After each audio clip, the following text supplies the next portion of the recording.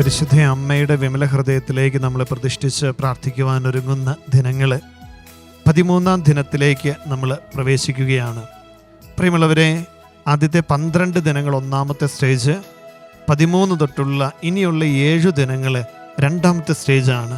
ഈ രണ്ടാമത്തെ ഘട്ടത്തിൽ നമ്മൾ പ്രത്യേകമായിട്ടും നമ്മുടെ വ്യക്തി ജീവിതത്തെ വിശുദ്ധീകരിച്ച് പരിശുദ്ധാത്മാവിനാൽ നിറയപ്പെടുവാനായിട്ട് പ്രാർത്ഥിക്കുന്ന ദിവസങ്ങളാണ്.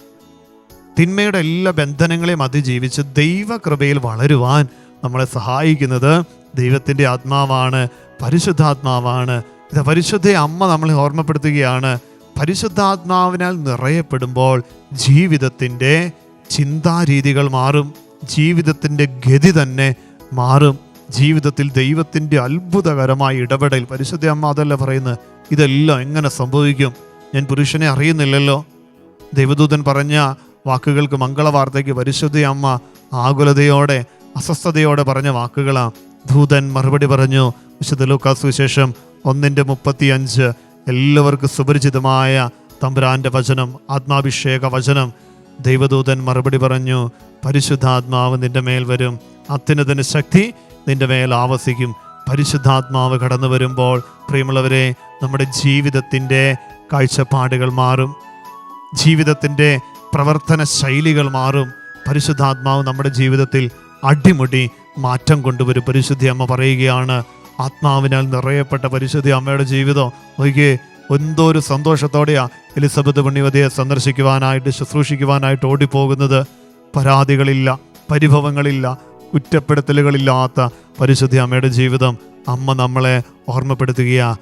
ആത്മാവിനാൽ നിറയപ്പെടുവാനായിട്ട് പ്രത്യേകമായിട്ട് ഈ 7 ദിനങ്ങളിൽ പ്രാർത്ഥിക്കണം. രണ്ടാം ഘട്ടത്തിൻ്റെ 7 ദിനങ്ങളിൽ പരിശുദ്ധാത്മാവിൻ്റെ നിറവിന് വേണ്ടി, ഞങ്ങളെ നയിക്കുന്ന ദൈവത്തിൻ്റെ ചൈതന്യത്തിൻ്റെ നിറവിന് വേണ്ടി, പൂർണ്ണതയ്ക്ക് വേണ്ടി ശക്തിയോടെ പ്രാർത്ഥിക്കണം. ഇന്ന് നമ്മൾ ഹൃദയത്തോട് ചേർത്ത് വയ്ക്കുന്ന വചനം ലൂക്ക 1:35. ദൂതൻ മറുപടി പറഞ്ഞു, പരിശുദ്ധാത്മാവ് നിന്റെ മേൽ വരും, അത്യുന്നതന്റെ ശക്തി നിന്റെ മേൽ ആവസിക്കും. പരിശുദ്ധ അമ്മ മാതാവേ, ഈ തിരുവചനം ജീവിതത്തിൽ സ്വീകരിച്ച് ആത്മാവിനാൽ നിറയപ്പെട്ടതുപോലെ ഞങ്ങളുടെ ജീവിതത്തിലും ഈ തിരുവചനത്തിൻ്റെ അഭിഷേകം കടന്നു വരുവാൻ തിരുക്കുമാരനോട് ഞങ്ങൾക്ക് വേണ്ടി മധ്യസ്ഥപേക്ഷിക്കണമേ. ദിവികാരുണ്യ സന്നിധിയിലേക്ക് നമ്മുടെ ഇന്നത്തെ ജീവിത നിയോഗങ്ങളെ, പ്രാർത്ഥനകളെ, പ്രത്യേകിച്ച് പ്രാർത്ഥന സഹായം ചോദിച്ചിരിക്കുന്ന എല്ലാവരെയും സമർപ്പിക്കാം, പ്രാർത്ഥിക്കാം. തമ്പുരാൻ ആത്മാവിൻ്റെ നിറവ് നൽകി നമ്മളെല്ലാവരെയും നയിക്കട്ടെ.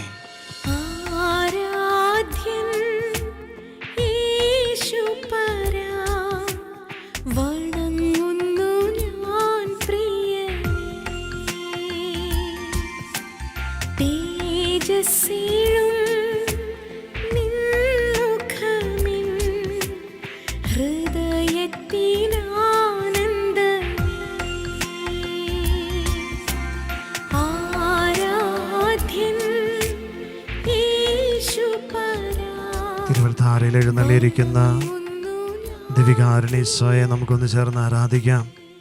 ഈശോയെ, ഞങ്ങളങ്ങെ ആരാധിക്കുന്നു, സ്തുതിക്കുന്നു, നന്ദി പറയുന്നു.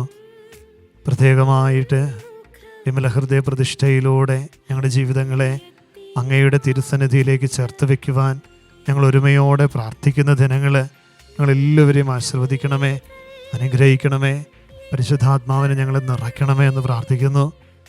പ്രിയമുള്ളവരെ, വിമല ഹൃദയ പ്രതിഷ്ഠയുടെ രണ്ടാം ഘട്ടം 13-ാം ദിനത്തിലേക്ക് നമ്മൾ പ്രവേശിക്കുമ്പോൾ, പ്രാർത്ഥിക്കുമ്പോൾ പരിശുദ്ധാത്മാവിൻ്റെ നിറവിന് വേണ്ടി നമ്മൾ പ്രാർത്ഥിക്കുന്ന ദിനങ്ങളാണ്. ഇതാ ഈ അൾത്താരയിലിരിക്കുന്ന ഈശോ നമ്മളോട് പറയുന്ന വലിയൊരു പ്രത്യാശയുടെ വചനം, ഞാൻ നിങ്ങളെ അനാഥരായിട്ട് വിടുകയില്ല. അഗാധമായ പരിശുദ്ധാത്മാവിനെ ഞാൻ നിങ്ങൾക്ക് നൽകും. പരിശുദ്ധാത്മാവ് വരുമ്പോൾ എല്ലാ കാര്യങ്ങളും നമ്മളെ പഠിപ്പിക്കും. പ്രാർത്ഥിക്കാം. നമുക്ക് കരങ്ങൾ യാചനാരൂപത്തിൽ പിടിച്ച്, ഈശോയെ, അഗാധമായ പരിശുദ്ധാത്മാവിൻ്റെ നിറവ് ഞങ്ങൾക്ക് നൽകണമേ. അമ്മയോട് ചേർന്ന് നമുക്ക് പ്രാർത്ഥിക്കാം. പരിശുദ്ധമ്മയുടെ മാധ്യസ്ഥയോട് ചേർന്ന് ദിവികാരുണ്യ സന്നിധിയിൽ നമുക്ക് പ്രാർത്ഥിക്കാം. നമ്മളിന്ന് പഠിച്ച വചനം ലൂക്കാ സുവിശേഷം 1:35. ദൂതൻ മറുപടി പറഞ്ഞു, പരിശുദ്ധാത്മാവ് നിന്റെ മേൽ വരും, അത്യുന്നതന്റെ ശക്തി നിന്റെ മേൽ ആവസിക്കും. പരിശുദ്ധാത്മാവിൻ്റെ നിറവ് സ്വീകരിക്കാം. നമുക്ക് നമ്മുടെ ജീവിതത്തിൽ അസ്വസ്ഥതകൾ, പരിശുദ്ധ അമ്മ അസ്വസ്ഥപ്പെട്ട് നിൽക്കുമ്പോൾ ലഭിച്ച മറുപടിയാണ്, പരിശുദ്ധാത്മാവ് വരും, എല്ലാ കാര്യങ്ങളെയും ക്രമപ്പെടുത്തും, എല്ലാ കാര്യങ്ങളെയും ക്രമീകരിക്കും. എൻ്റെ പ്രിയപ്പെട്ട സഹോദര സഹോദരി, ഈ ശുശ്രൂഷയിൽ പങ്കെടുക്കുമ്പോൾ നിന്റെ ജീവിതത്തിൽ ചില അസ്വസ്ഥതകളുണ്ടോ? ചില ഭാരപ്പെടുന്ന കാര്യങ്ങളുണ്ടോ? ചില പ്രയാസങ്ങളുണ്ടോ? ഇതാ നമ്മുടെ ബുദ്ധിക്ക് അതീതമായി ദൈവത്തിൻ്റെ ഇടപെടൽ കടന്നു വരുന്ന ദിവസങ്ങളാണ്. പരിശുദ്ധാത്മാവിൻ്റെ വലിയൊരു ചൈതന്യം നമുക്ക് സ്വീകരിക്കുവാനായിട്ട് ഒരുങ്ങാം. പരിശുദ്ധ അമ്മയിൽ പരിശുദ്ധാത്മാവിൻ്റെ നിറവ് കടന്നു വന്നപ്പോൾ ഉണ്ടായ മാറ്റം പോലെ നമ്മുടെയും വ്യക്തി ജീവിതങ്ങളിൽ ഇതാ ദിവികാരുണീശോട് പ്രാർത്ഥിക്കാം. പരിശുദ്ധാത്മാവിൻ്റെ നിറവിലൂടെ ഒരു പുതു ചൈതന്യം, ഒരു പുതുവഴി ഞങ്ങൾക്ക് കാണിച്ചു തരണമേ. നമ്മുടെ പ്രാർത്ഥനകളെ, നിയോഗങ്ങളെ നമുക്ക് ചേർത്ത് വയ്ക്കാം. പ്രത്യേകിച്ച് ആത്മാവിൻ്റെ നിറവിൽ പരിശുദ്ധ അമ്മ ഇതാ എലിസബത്തിനെ സഹായിക്കാൻ പോയതുപോലെ നന്മയുടെ പ്രവർത്തികൾ ചെയ്യുവാൻ, മറ്റുള്ളവരെ സഹായിക്കുവാൻ പരിശുദ്ധാത്മാവെ ഞങ്ങൾക്ക് നീ പ്രചോദനം നൽകണമെന്ന് പ്രാർത്ഥിക്കാം. എല്ലാവരും നിയോഗങ്ങളെ നമുക്ക് ഓർക്കാം. ഈ ശുശ്രൂഷയിൽ അയക്കപ്പെട്ടിരിക്കുന്ന നിയോഗങ്ങൾ ഹോളിഫയർ മിനിസ്ട്രിയോട് ചേർന്ന്, പോട്ട ആശ്രമത്തോട് ചേർന്ന് ഇതാ ഞങ്ങൾ പ്രാർത്ഥിക്കുന്ന എല്ലാ നിയോഗങ്ങളെയും കർത്താവെ നീ ഏറ്റെടുക്കണമേ, ആശീർവദിക്കണമേ, അനുഗ്രഹിക്കണമേ. എല്ലാ നിയോഗങ്ങളും ചേർത്ത് വെച്ച ഭക്തിയോടെ തമ്പുരാൻ്റെ കൃപ തെളുമ്പുന്ന ആശീർവാദം നമുക്ക് സ്വീകരിക്കാം.